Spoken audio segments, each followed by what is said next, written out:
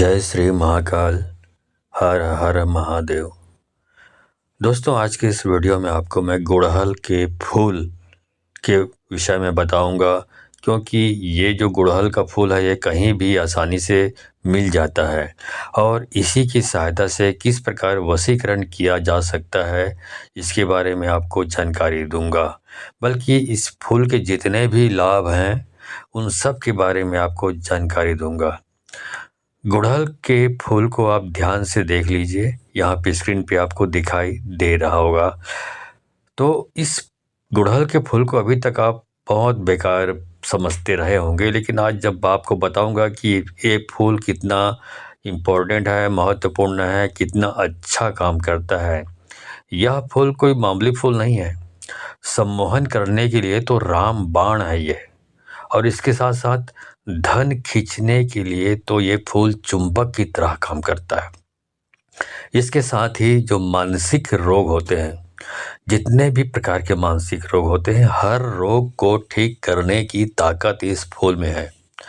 तो इन सब चीज़ों के बारे में आपको बारी बारी से आपको बताऊंगा। तो इसके बारे में आप जानना चाहते हैं तो मेरे इस वीडियो पे बने रहें, और साथ में चैनल पे पहली बार आए हैं तो चैनल को सब्सक्राइब करना ना भूलें, साथ में बेल आइकन को क्लिक कर लें। बेल आइकन को क्लिक करने के बाद जो ऑल का ऑप्शन आता है उसे भी क्लिक कर लें, ताकि आपको इस प्रकार की महत्वपूर्ण जानकारी मेरे यूट्यूब वीडियो के माध्यम से आपको प्राप्त होती रहे। दोस्तों, तंत्र शास्त्र में गुड़हल के फूल को मूलाधार चक्र को खोलने की चाबी माना जाता है। मूलाधार चक्र व्यक्ति को धन खींचने की और सम्मोहन की शक्ति प्रदान करता है। तो इन सारी चीज़ों के बारे में आपको वन बाय वन आपको बताने जा रहा हूँ, ध्यान से समझिए। दोस्तों, गुड़हल का फूल भगवान गणेश जी के चरणों में चढ़ाया जाता है, क्योंकि भगवान गणेश जी को गुड़हल का फूल अति प्रिय है। तो जो भक्त लोग भगवान गणेश जी के चरणों में फूल चढ़ाते हैं वो इसलिए चढ़ाते हैं क्योंकि उनको पता होता है कि भगवान गणेश जी के चरणों में गुड़हल का फूल चढ़ाने से उनके जो रुके हुए कार्य हैं, जो भी कार्य अटके हुए हैं, जो भी विघ्न बाधाएं आ रही है, वो सारे के सारे विघ्न बाधाएं या जो रुकावटें हैं वो हट जाती है, छट जाती है, और उनको अपने काम में सिद्धि प्राप्त होती है। इसलिए भगवान गणेश जी के चरणों में गुड़हल का फूल चढ़ाया जाता है। दोस्तों, गुड़हल का फूल इस्तेमाल किया जाता है उन लोगों के लिए जिनका मणिपुर चक्र बिल्कुल कमज़ोर हो गया है। मतलब क्या हुआ इसका कि किसी व्यक्ति को अगर बहुत ज़्यादा डर लगता हो, कॉन्फिडेंस की उसमें बहुत ज़्यादा कमी हो, तो भी गुड़हल का इस्तेमाल किया जाता है।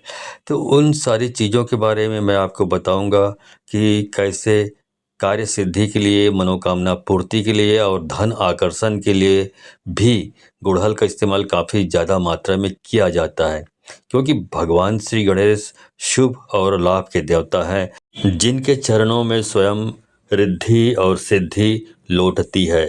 इसलिए अगर आपका कोई व्यापार है और आपका व्यापार नहीं चल रहा है, अगर आप कहीं पर नौकरी करते हैं, नौकरी में कहीं ना कहीं बाधाएं उत्पन्न हो रही है, प्रमोशन नहीं मिल पाता है, या खास करके आपकी नौकरी की प्राप्ति नहीं हो पा रही है, तो ये विशेष रूप से ये इन लोगों के लिए वीडियो है। जिनमें बताऊंगा कि कैसे आप इस प्रकार की दिक्कतें हैं जिसको आप दूर कर पाएंगे।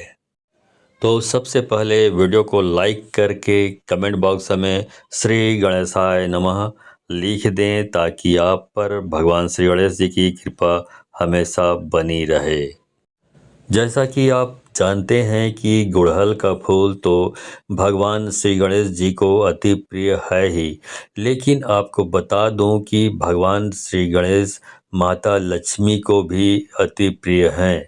माता लक्ष्मी के पुत्र के रूप में भी भगवान श्री गणेश जी को देखा जाता है, और यह भी कहा जाता है कि अगर किसी व्यक्ति को भगवान विष्णु की और माता लक्ष्मी की कृपा प्राप्त करनी हो, और साथ में शिव जी भगवान की माता पार्वती की कृपा भी पानी हो, तो केवल भगवान श्री गणेश को प्रसन्न कर लो।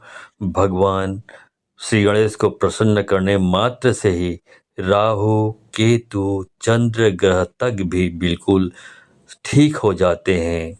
जैसा कि आपको मैं पिछले वीडियो में बता चुका हूँ कि राहु केतु अगर किसी व्यक्ति का खराब हो जाए तो उसे उस व्यक्ति के मन में बहुत ही ज़्यादा बुरे बुरे ख्याल विचार आने लग जाते हैं।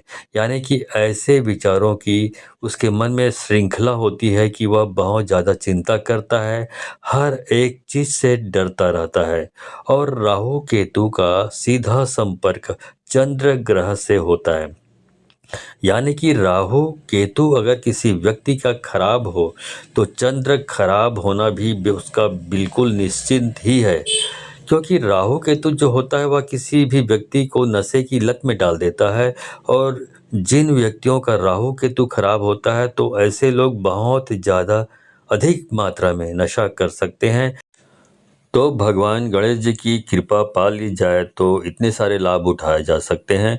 राहु केतु को ठीक किया जा सकता है, चंद्र ग्रह को ठीक किया जा सकता है। और राहु केतु ऐसा नहीं है कि केवल बुरे प्रभाव ही देते हैं। जिस व्यक्ति पर अच्छे प्रभाव देते हैं ऐसा व्यक्ति कभी भी अपने जीवन में गरीब हो ही नहीं सकता। यानी कि अगर उसका सब कुछ बर्बाद हो जाए, सब कुछ छीन भी लिया जाए तो दोबारा से सारी चीज़ों को प्राप्त करने की पूरी शक्ति भी अपने अंदर समेटे हुए होता है। और राहु केतु अगर किसी व्यक्ति का अच्छा हो और ऐसे व्यक्ति का, क्योंकि अगर राहु अच्छा होता है तो चंद्र ग्रह भी बलवान उस व्यक्ति का हो ही जाता है। और उसमें कहीं न कहीं आसुरी शक्तियाँ अपने आप ही आने लग जाती है। यानी कि ऐसे लोग बिल्कुल कठोर हो जाते हैं। जैसे कि आपने देखा हो कि काफ़ी लोग कुछ बहुत अच्छा काम भी करते हैं, लेकिन फिर भी उनके दिल पर कोई असर नहीं पड़ता है, उनकी प्रसन्नता पर कोई असर नहीं पड़ता है और खूब ज़्यादा धन कमाते ही चले जाते हैं। तो यह भी केवल राहु केतु के प्रभाव के कारण ही जीवन में होता है। राहु केतु जिस व्यक्ति का अच्छा हो ऐसा व्यक्ति गरीब हो ही नहीं सकता, बल्कि बहुत ज़्यादा अधिक धनवान वह निश्चित ही मिलता है। तो इन सारी चीज़ों को प्राप्त करने के लिए, अपने जीवन में अच्छा करने के लिए विशेष रूप से भगवान श्री गणेश की कृपा पाना बेहद आवश्यक है और बहुत ज़्यादा ज़रूरी भी है। अगर किसी व्यक्ति का केतु खराब हो तो केवल भगवान श्री गणेश जी की कृपा से केतु ग्रह को ठीक किया जा सकता है, वरना वह व्यक्ति पूरा जीवन ही भटकता रह जाता है और किसी भी मार्ग की प्राप्ति उसे हो ही नहीं पाती है। बल्कि तंत्र में तो ये बताया गया है कि मूलाधार चक्र, यानी कि जो इंसान की जड़ कही जाती है, उसमें भी भगवान श्री गणेश का वास होता है।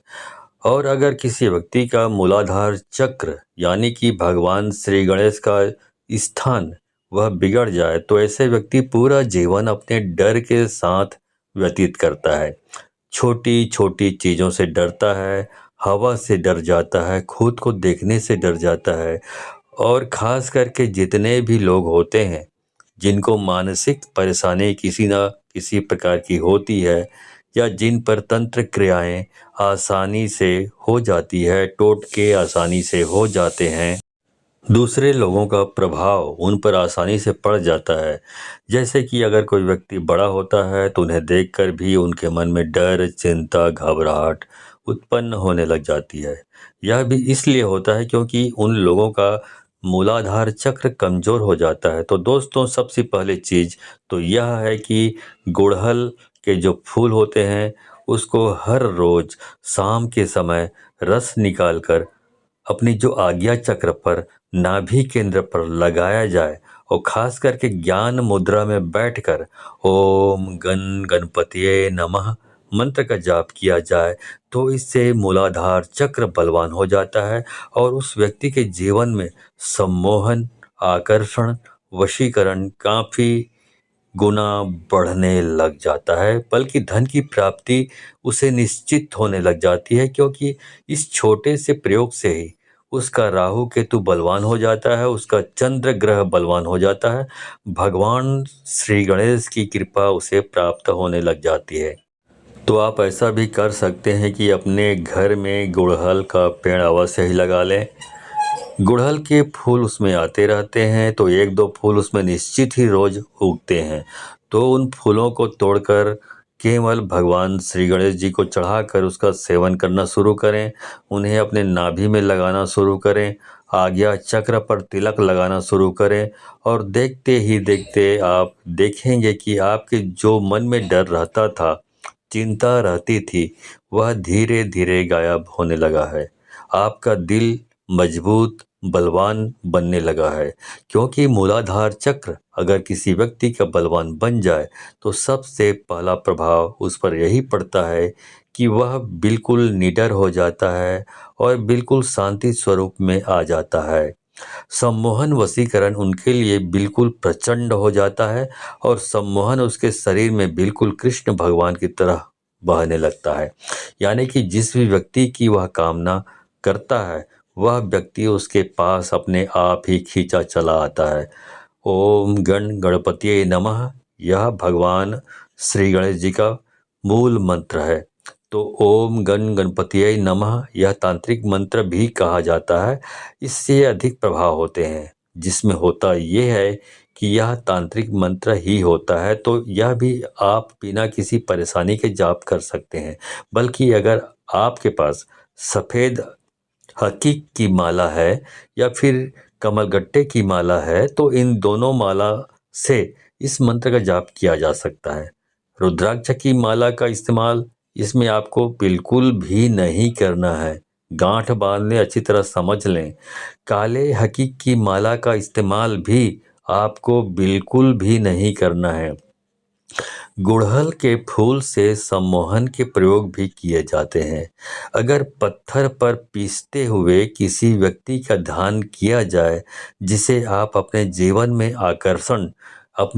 में आकर्षित करना चाहते हैं, सम्मोहित करना चाहते हैं और यूं चाहते हैं कि सामने वाला व्यक्ति आपसे बिल्कुल धोखा ना करे, आपसे बंधा रहे, आपके प्रेम में रहे, हमेशा आपसे प्रेम करे, आपसे बिल्कुल भी नफरत ना करे, तो आपको केवल इतना करना है कि आपकी जितनी उम्र है उतने ही गुड़हल के फूल, या फिर आपके पार्टनर की जितनी उम्र है उतने फूल भी लिए जा सकते हैं और उन्हें पत्थर पर पीसते हुए गंगा जल का इस्तेमाल करते हुए उस व्यक्ति का ध्यान करें जिसको आप अपने जीवन में बांधना चाहते हैं, खुद को बांधना चाहते हैं, प्रेम में बांधना चाहते हैं।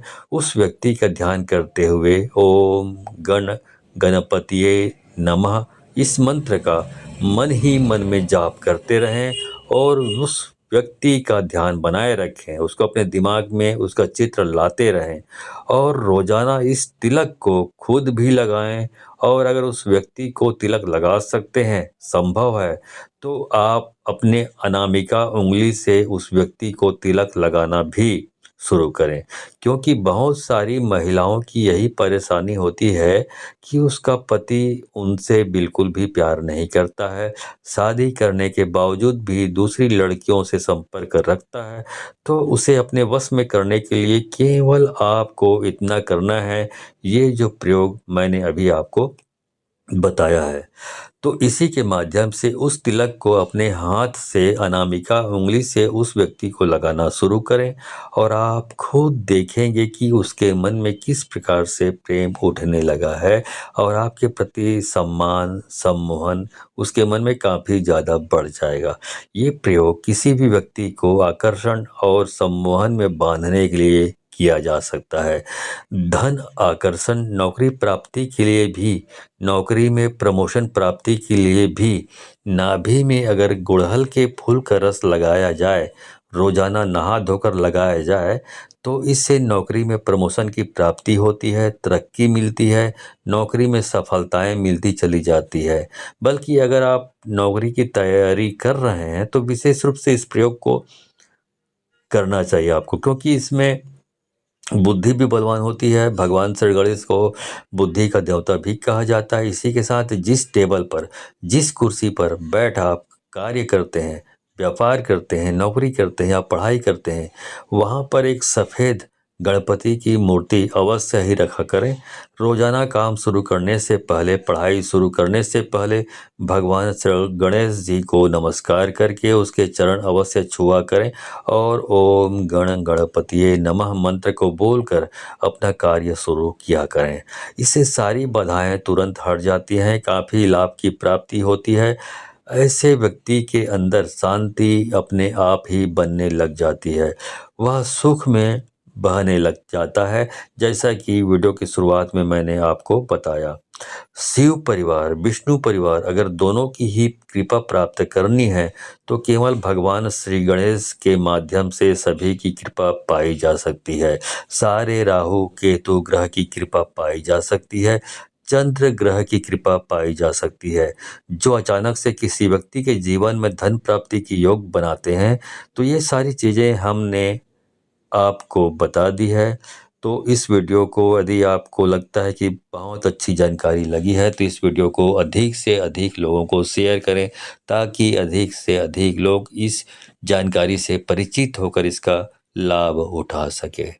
तो आज के लिए बस इतना ही, मिलता हूँ अगले वीडियो में। तब तक के लिए धन्यवाद। जय श्री महाकाल। हर हर महादेव।